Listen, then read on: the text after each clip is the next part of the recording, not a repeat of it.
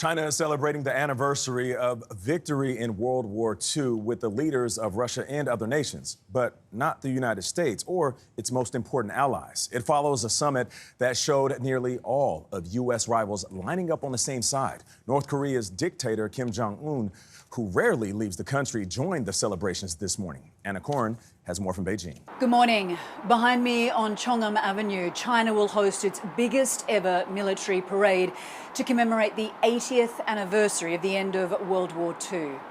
For Chinese leader Xi Jinping, this will be a moment of glory. As Commander-in-Chief of the world's largest armed forces, he will watch as tens of thousands of troops march towards Tiananmen Square, showcasing the country's newest military hardware. Among the guests attending, Russia's President Vladimir Putin and North Korean leader Kim Jong-un. It will be the first time Kim will appear together with Xi and Putin in what is seen as a direct challenge to the US-led world order. Well, that message was also conveyed over the weekend at the Regional Security Summit in Tianjin, northern China, where Xi hosted more than 20 world leaders, including Putin and Indian Prime Minister Narendra Modi. At this week's events, Xi is not only asserting China as a stable and reliable partner, he's also... They're about to MAGA so hard, bro, with that fucking parade. Oh, lordy, lordy. I'm telling you right now, that parade, oh my God, bro. They're gonna butt MAGA us. We can't do shit right, bro. We can't do shit. God damn. So you've got Russia, China, and India, the leaders of those countries, very happily being photographed together. Clearly that's intended. Yeah, will it be sponsored by Crypto.com? No. Or the UFC. Or some energy drink. Well, Tony, let's be clear. India, Russia, and China are not a natural circle of friends. They're more a club of convenience. Since its founding in 1947, India has kind of played both sides. They've maintained a close relationship with the United States, while also, for example, staying very close to the Soviet Union and then Russia. However, after getting the cold shoulder from President Trump in recent months, India is certainly sending a message to Washington that it has other options than the United States. And Russia and China are ready to welcome India with open arms. China, for its part, for a long time, has been working to undercut U.S. influence on the world stage and really to drive a wedge between the United States and its partners. Sam, the president is engaged in this global tariff fight over trade, who's importing, who's exporting, and then you've got China. It seems like China is trying to present itself as a safe set of hands for the global economy. Am I reading that right? China is certainly trying to present itself as an alternative to the United States. President Xi, over the weekend and yesterday and today, is trying to position China as a stable partner on the world stage, while, of course, China is engaging in malign behavior around the world. China is focused on creating alternatives to U.S.-led institutions like NATO. I mean, it's just...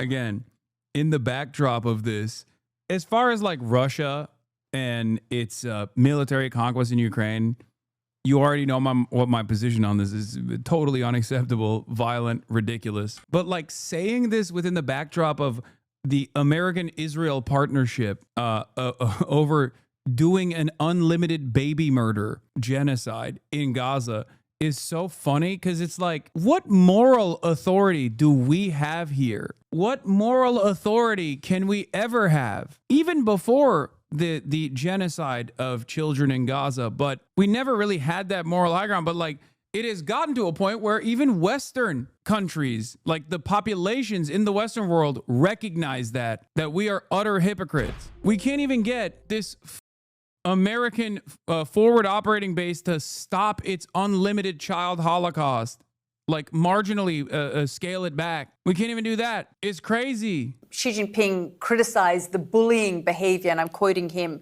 He said the bullying behavior of other countries that was interpreted as a veiled stab at the United States and Donald Trump. Well, I don't think it is veiled. It's very explicit. I think there is only one country in the world which really is bullying around among many countries in the world. Mr. Gao, do you think that Beijing then would view, and I mean Beijing, not Beijing, Taiwan would view Xi Jinping talks about bullying behavior. Taiwan would view the behavior of Beijing as bullying. And the United States Republican senators, a couple of them traveled to Taipei on Friday. They talked about the absolute need for Taiwan to remain free and preserve self-determination. In many ways, you're criticizing the United States for their bullying behavior, but there are certain countries, and certainly Taiwan views China as a bully. No, I think all of us on the eve of the celebration of the 80th anniversary of the victory against fascism, we all need to remind ourselves that the one China policy and Taiwan being considered as part of China has been carved in stone as a legacy of the victory over Nazi Germany and Japanese fascism. Because if you read the Cairo Declaration and the Potsdam Proclamation, they all dictate that when Japan unconditionally surrender, Japan need to surrender Taiwan back to China. This is the legal status. Taiwan has been part of China ever since the Cairo Declaration and the Potsdam Proclamation were made known to the world. And no one should pretend that Taiwan is separate from China. Taiwan is very much part of China. And this is the legacy of the victory of the Second World War. So the military parade we're likely to see, is that also to signal to the United States that if it does intervene in any way, if China were to make a move on Taiwan, China wasn't considered an allied power during World War II? Yes, it was. They had their own thing going on against Imperial Japan. Weird how the West doesn't acknowledge their fight against fascism. No, they do. China was aligned with the United States. There was intelligence sharing. Yeah, it was an allied power. It's recognized as an allied power. Is ready to escalate this further. The military parade on September the 3rd will be, in my judgment, the most important military parade in human history. It will showcase the best military weapons, hardware, software, drones, robotics of all kinds. The underlying message is to promote peace, meaning no country in the world should ever dare to impose war of any kind on China. And China will remain a very important force for peace, including force protecting peace across the two sides of the Taiwan Strait, meaning no country should be allowed to intervene in the cross-strait relations because it's purely a domestic, internal Chinese affair. It is not a situation involving two sovereign and independent countries. And no foreign country should be allowed to interfere and intervene in the internal matters of one China. Back on base in Beijing and visibly relaxed.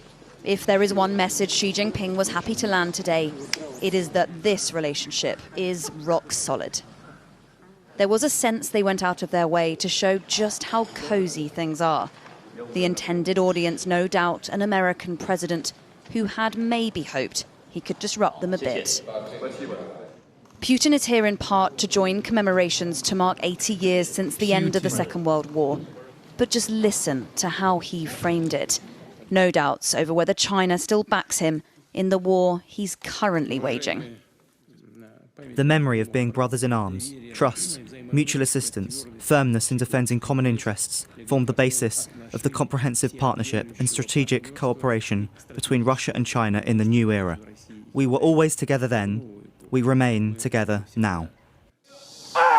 I don't know anything about Taiwan. What part of what he said was wrong about his sovereignty? No, he just said that by the American government's own definition and in the eyes of the international community, Taiwan is legally a part of China. And this has been relitigated in the Nixon era when the American government officially recognized the People's Republic of China and not the Republic of China, ROC, led by KMT, as the actual China. And since then, the American term for how they deal with this process by consistently beefing up the defense of Taiwan against Chinese incursion, as the American government states, has been a policy called strategic ambiguity, which, you know, for layman's terms means lying.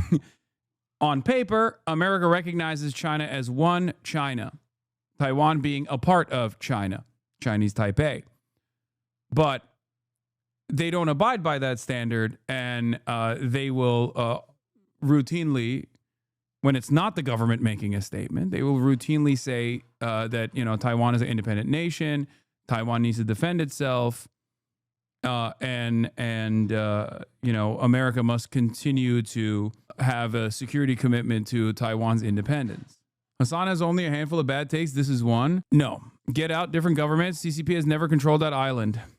This is not a bad take. This is just an accurate reflection of history. You had the nationalist forces. They lost. They escaped to Formosa. And before Mao could move its forces to Formosa to complete the full reunification and the full defeat of the KMT forces, the Korean War took place, and they obviously were positioned to go and deal with that instead.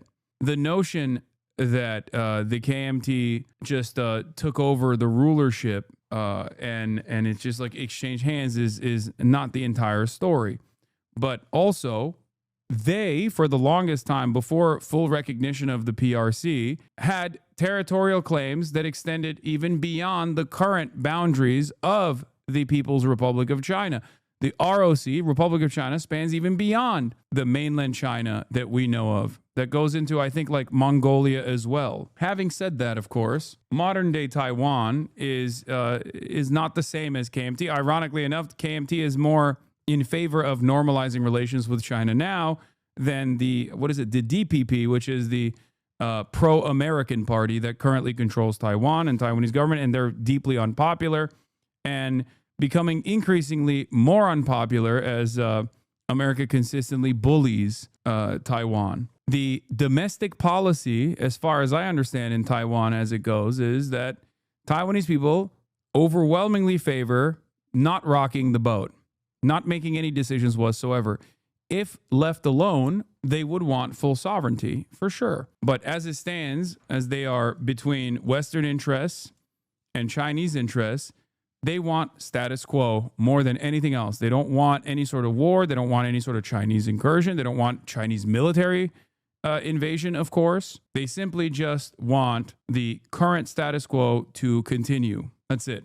This doesn't mean that they want full-blown personal reunification with China. They just don't want to be, they don't want to turn into Ukraine.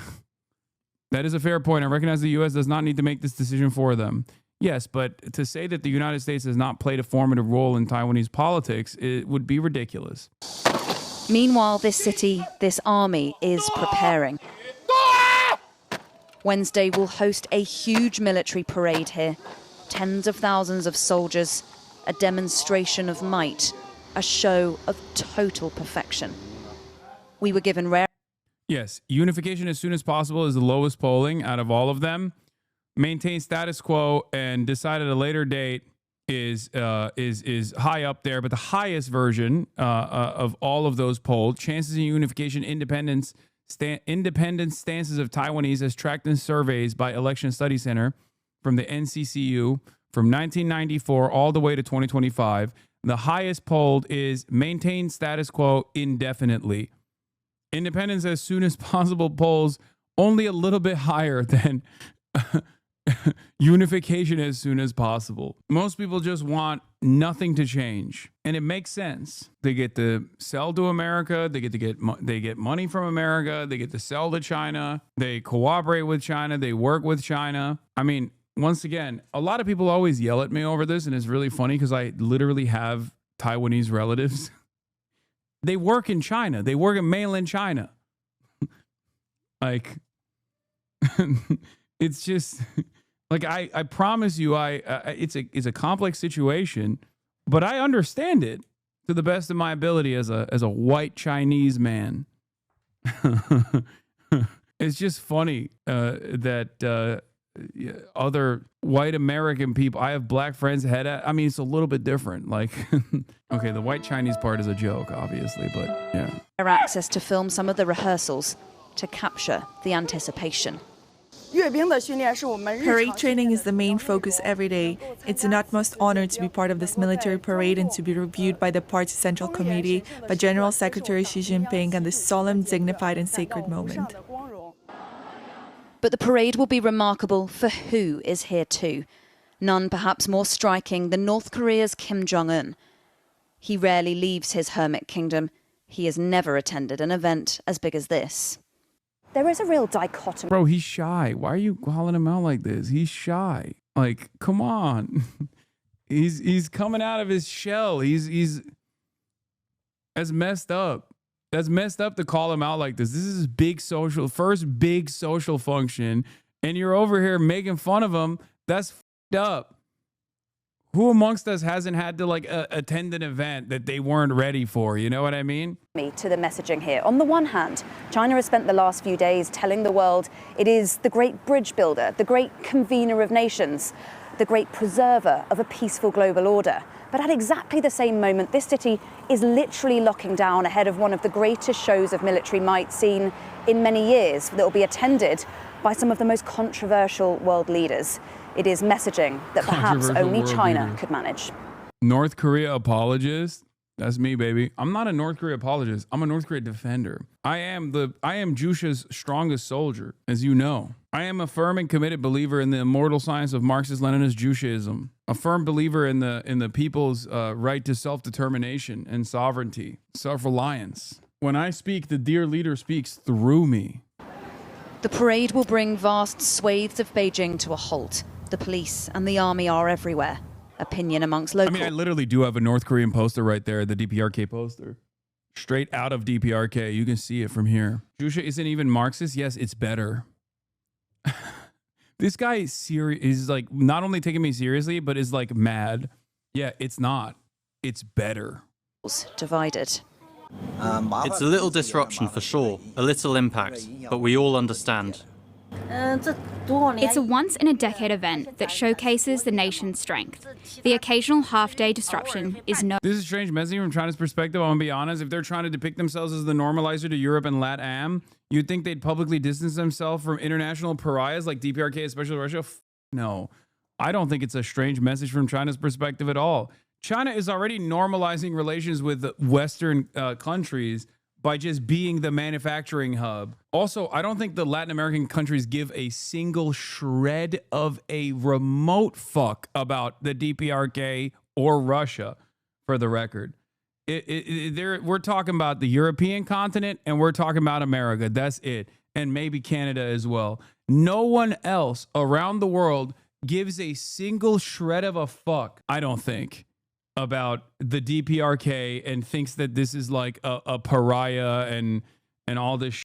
Yeah, most people either don't give a fuck or like it. They like it a lot. The reason why they're doing this is to say, like, we're here. We're a force to be reckoned with. Play ball, play nice. I don't even think they give a fuck about like Russia's incursion in the Ukraine that much. Like some of them do for sure. Like the more the ones with like better relations with America and but even then I don't think it's like a deal breaker by any standard. Would you like the idea of giant US military parades? I reluctantly I do like them, and I've talked about how I think it's kind of cool, but it was a real disappointment watching the American ones take place. It was really bad. And I also like big statues too of like big leaders.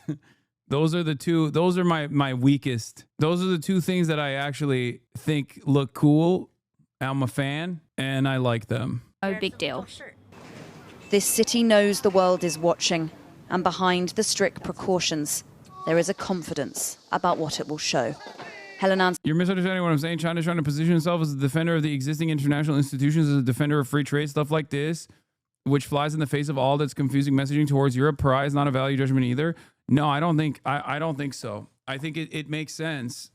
China is never going to be the preserver of like the American-backed international institutions. China is saying that there's a new way out there. We promote stability. We promote normalizing relations with all countries, including the DPRK, including Russia.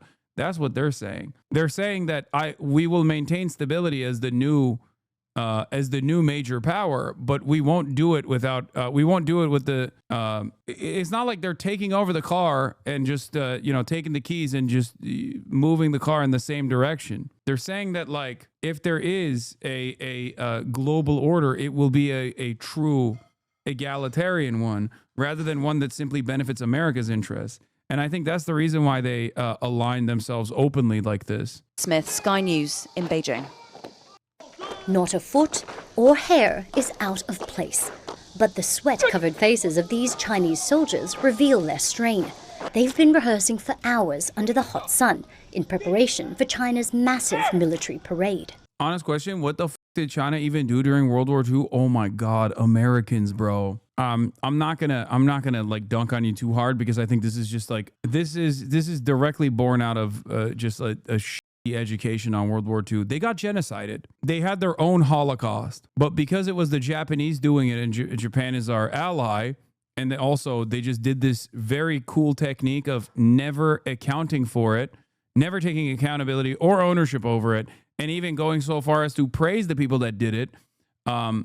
People just don't know. It is pretty fucked up. And America kind of let Japan do it because they were like, we want your war criminals, incredibly important research in chemical and biological warfare. Chat, calm down. It's an honest question they're asking. Yeah, that's why I didn't yell at him, because it's like just a blind spot that many Westerners have. Then those weapons and those techniques that the American military took from the Japanese Nazis that were conducting said experiments were utilized in Korea, where America did its own neat little genocide. And the only reason why it's not considered a genocide and instead considered a forgotten war is quite literally because it was the international consensus, and it was America doing it. When you're looking at what's going on in Gaza with what Israel's doing, like that, we did that in Korea. We did the exact same shit.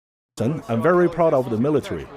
I'm looking forward to seeing the latest weapons, especially the new 6th generation of fighter jets.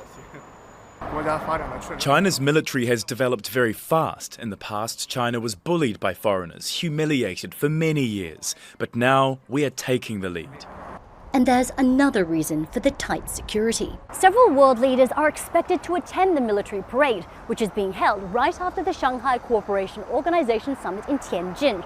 Russia's Vladimir Putin and Belarus's Alexander Lukashenko are among those invited. As with China's previous Lukashenko, who invited blood? Bro thinks he's part of the team. Military parade a junior partner in the coalition, Lukashenko. 2015, Western leaders are unlikely to attend, but that doesn't mean they won't be watching. Friends and rivals alike will be paying close attention to the battle-ready hardware on display. Hardware Beijing says is designed to keep the peace, but ready to deploy in case of war. Katrina Yu, Al Jazeera, Beijing. Don't miss out. Get the full picture. Subscribe to Al Jazeera. Dictatorships always use their military parades to show the world what they've got and how seriously they ought to be taken. China's 2015 parade concentrated on the missiles that could hit the United States. Its 2019 parade made much of the new drone technologies that it had. And this parade, we suspect, will try to demonstrate how good China could be at going to war very soon in Taiwan, in the South China Sea, or higher.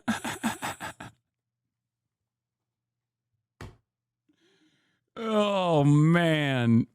Oh, it's so... I guess this is their version of like Kid Rock hanging out with Donald Trump, right? Like it's in the same vein, except like obviously Steven Seagal is infinitely cooler than Kid Rock. In the Himalayas along the Indian border. Oh my God, is Steven Seagal invited as a guest of honor? I will fucking lose my mind. Oh my God. Is Steven Seagal invited to the parade? Because that would be so sick. Oh my God. Seagal beat his wife? Oh, trust me.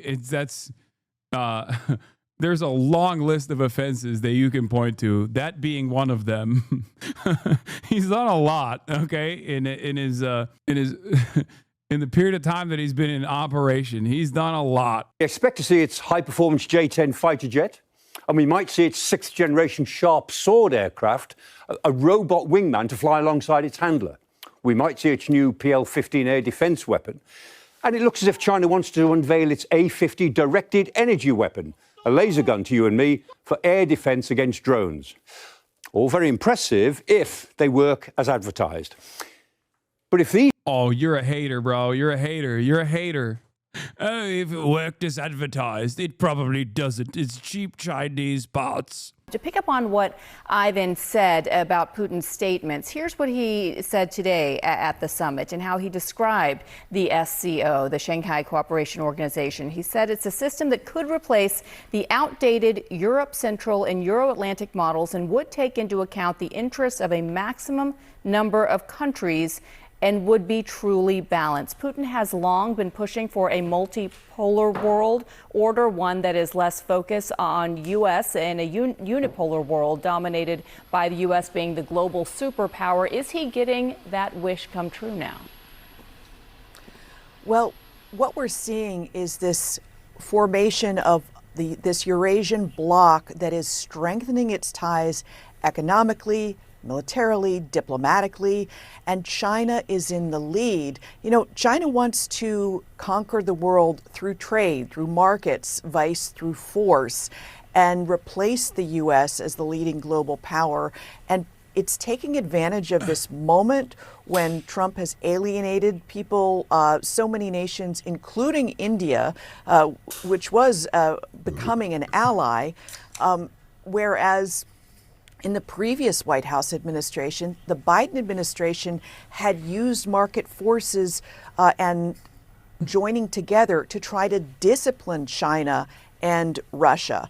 In this case, however, we see that sort of method being thrown out the window, and now these tariffs producing a fusion of nations that haven't always had the West. China does want to trade, Max, but take over the world? No, not yet. I'm sure that China wouldn't hate having the same level of influence and prominence around the globe that America has eventually, but they're in a wait and see, don't rock the boat attitude for the time being because they don't have 800 military bases, or at least like even the interest in maintaining the status quo with 800 military bases in the same way that America is. Not every hegemonic power is going to look the same and operate in the same way. Best interest at heart, especially as we see with the war of aggression in Ukraine.